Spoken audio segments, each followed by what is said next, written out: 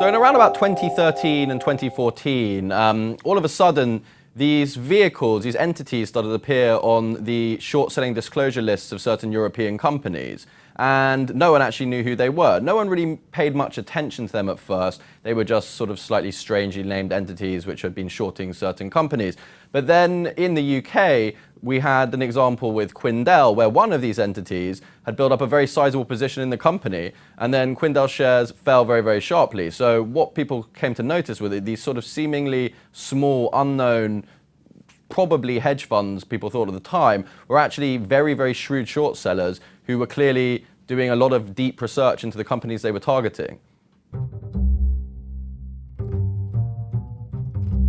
Tiger Global are one of the world's largest and most successful, but also most discreet hedge funds. They're based in New York, and they were founded by Charles Coleman, who's known as Chase Coleman.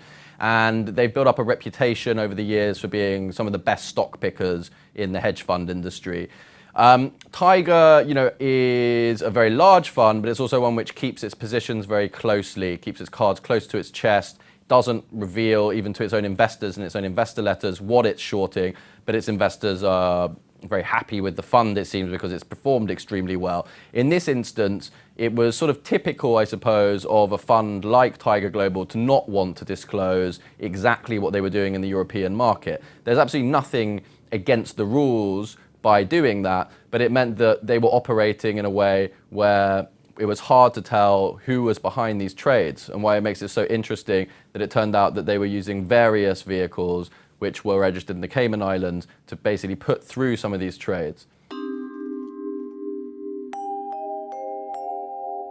Well, the news about the use of Cayman Islands vehicles to sort of not publicly disclose short positions in Europe is really interesting for European short-selling regulation, which, in 2011, 2012, this was being trumpeted by European regulators and politicians as being a really important step into improving transparency in European stock markets.